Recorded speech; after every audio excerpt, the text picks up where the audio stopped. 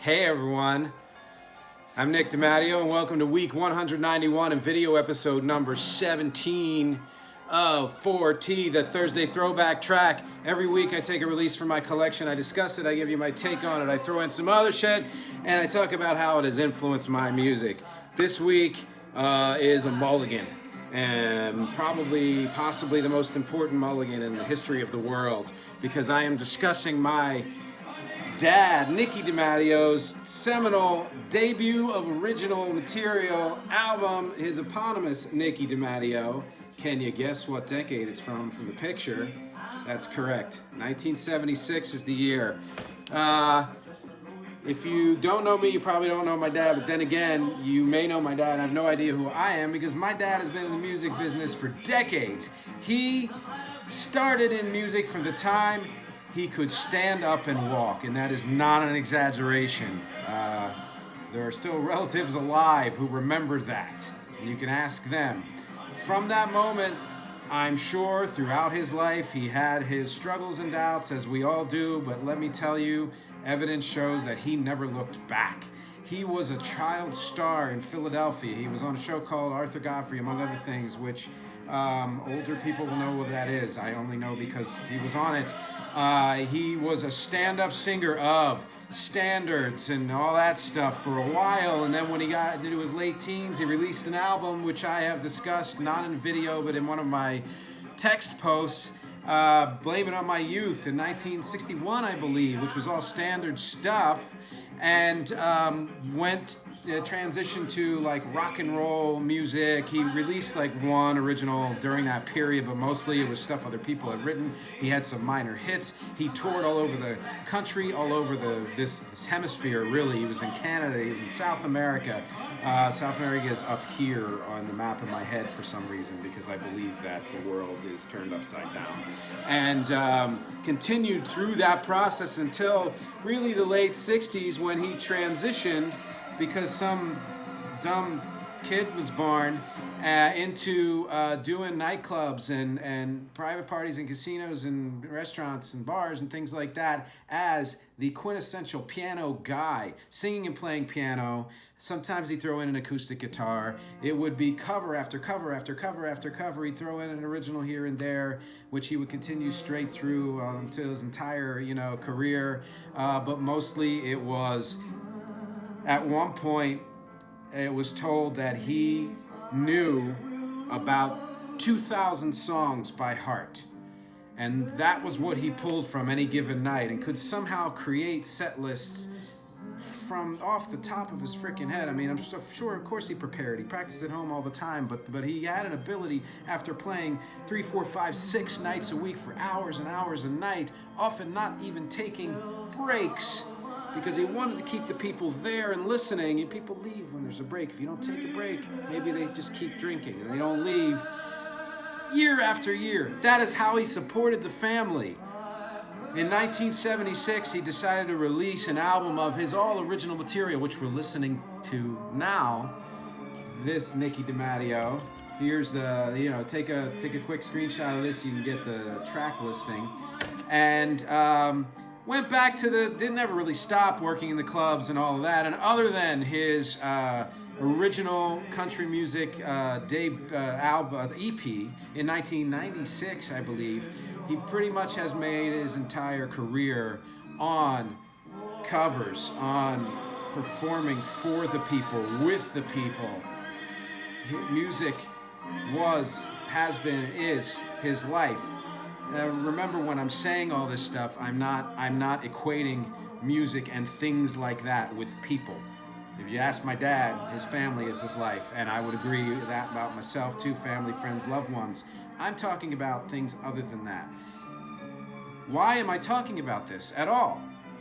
Well, first of all, because I can say with great certainty that music is also my life, but I'm saying it at a particular time for a particular reason. Last couple of years, it has been brought to my attention through self-reflection and discussion with some very important people in my life that I maybe have not been respecting my destiny the way that I should have been. And you know, it sounds harsh. I'm going to be harsh. I can be harsh on myself. I'm allowed to do that. It's because I can say with certainty that music has been my life from the time that I could pick up a pen and write. The first song that I have evidence of having written, I wrote when I was 6 years old. And yes, again, struggles, doubts, whatever you want to call it, I never looked back. I made a decision before I even knew what a decision was, that I wanted to be in music, but not just music. Specifically, I wanted to be a singer-songwriter. You could take away any other skill I have in music. As long as I have that singer-songwriter, then that's all I really care about. That's me. That's what I do best. It's what I do well. And I have done it since I was very, very little. And yet somehow, in all of these years, there have been many ways in which I've kind of lived beside that life. I use these hand gestures to help illustrate that fact. And the reason I say that is because I have released EP after album after single in cassette form and CD form online ever since the mid 1980s. Let's be honest. 35 years of actually releasing material into the world, and preceded by another bunch of years writing the material and, you know, playing it and singing it for people that I knew. And the only person who does that is a person who can't not do it, because it's not easy. It's not, you know, there are aspects of it that aren't fun. The business end of it is something that you have to force yourself to learn if you want to, you know, get anywhere. And yet throughout all of that, I never really respected the fact that music as a career in general, as my dad did, or my music in particular, was worthy of making a living at. I think the music itself is worthy. I think what I do is worthy. I think that the bands I play with, we kick ass and we have fun, whether I'm doing bass or keys or guitar or singing and all of that stuff, whether I'm playing with, you know, Prefab 4 and Gin Fizz in 1989, or with Catherine, and we do a rec, or Nick DeMatteo, whatever you want to call it. We do a lot of covers and all that, and I just take great joy from all of that. But it always comes back to my music, to the music that I have written and performed, recorded, produced, engineered, released, played the instruments on in many cases, and have worked with some fine musicians and singers in many other capacities. That's what it always comes back to. And yeah, you know, the reality of the world is that many musicians and artists in general, actors, dancers, you know, performers, most of them don't make a living at what they do. They have other jobs. There are many reasons why that might be. I'm not going to get into why I think that might be for me, because there are also many reasons for that, except to say, again, I don't think I really respected that destiny well enough. I kept thinking that in order to make a living, I had to do something else and then also do my music. So I worked at the Bronx frickin' Zoo for 13 years. Fine place, totally fine, mostly fine people. The people who weren't fine, I'm not even going to name them. And it was a fine job. I continued to do music throughout and other things, but that wasn't me. You know, then when that job ended, I freelanced, but while I was freelancing, I was looking for more jobs just like that job, and I found one. It sucked balls, the job itself, and frankly, sorry, maybe on a personal level, they're great, but the people suck too. I'm not going to mention the job because that's, you know, I'm not throwing names out there. But that was an easy out. That was me saying, here's the job. Then I get another job in the audiovisual world that is a great job with great people, very supportive. It fits the mold of the things that I did before. And again, it's not me. And yes, I'm an adaptable, malleable kind of person. I try to be agreeable. I try to fit into places that I feel like I need to, or that somebody might want me to, because it's a good way to be accommodating and to be helpful and to be generous and kind and you know, on the other side, you know, wimpy and cowardly or whatever you want to say about it. But the you know, the point being, I heard recently on a show, I think, you know, someone said, "Why do you do what you do?" And the answer was something like, because I realized at one point that it was the only thing I could do. And that's the part that I think that I lost touch with, which is I can do a ton of other things. I mean, I enjoy acting. I enjoy voiceovers. I'm happy that I've made money doing that, and I'm happy that I've had fun doing that. I have worked, like I said, in other capacities, but none of that is me. None of that is where my heart is. It's not where my soul is. And this is stuff that I was thinking about even before the world completely blew up.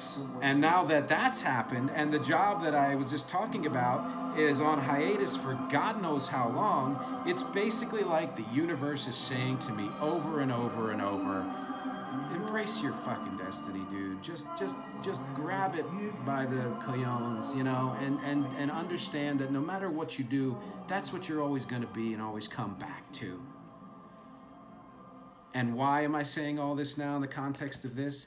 Because this album right here is the one that sparked for me the idea that you could co-produce, self-produce, write your own stuff and put it out there. Yeah, I saw it with the Beatles, I saw it with all the artists in the 70s and 80s and all of that, but when your own father does it, there it is, it's proof right there, you know? Now, do I envy the fact that he was able to make a living as a musician, almost exclusively as a musician, for his entire life? Yeah, it was a different choice, and we've talked about that before. There are things we have in common, things that we don't have in common. One thing we've always had in common is that we both have always loved to play and sing and write and record any music that sparks us. Doesn't matter what the genre is. My dad, you know, I listen to him playing Gershwin and classical music and all kinds of jazz and blues and country and pop and rock and all of that. And I inherited that. When I play with my cover bands or when I play my own stuff, when I write, I don't stick to one genre. That is something that we have in common. We have that, you know, malleability in our artistic expression. What we don't have in common is that he never really felt as giant of a spark as I have to pursue his own material, to write and record. And again, there's no judgment on either side really, but my passion has always been, I remember when I was a teen thinking, I want to do what you do, Dad, but not what you do. I don't want to work the clubs. I don't want to make money that way. I want to make money with my music. Being older now, I'm completely happy, you know, doing both and making money at both. But the truth still lies in the original music, in the parts of me that I express through the music that I do. And so again, now that the, you know, world is shifting or has shifted or wherever it's going, this is my profession of saying that I hear and I understand, and I have no idea what the next few months have in store, except that I'm going to continue to do my Facebook live shows. I'm going to continue to do all of the posts I do every week on Facebook that I repost on Twitter and all those other places. And YouTube. Please check out my YouTube channel, like and subscribe and all of that stuff. I'm going to keep doing all of that, and I'm going to work my ass off to never go back to anything else. Thank you for listening. Please read, please click the link of this amazing album and see if you can hear the links, what he does and what I do. I recommend you click the link of my song Deal that I have below there, because I think that is an example of, you could hear the parallels in my music and his music. What of songs, you listen to this, and what songs do you like? Did you enjoy? What do you think about it in general? What do you think about everything I'm saying in general? Do you have a passion of yours that you feel you haven't been listening to closely enough, or that you feel like it's time to embrace that destiny? Or have you already done it? Tell me about that too, because as always, my purpose for all these is conversation and connection. Thank you again for watching, listening, reading, clicking, sharing, and I will see you next week. Probably.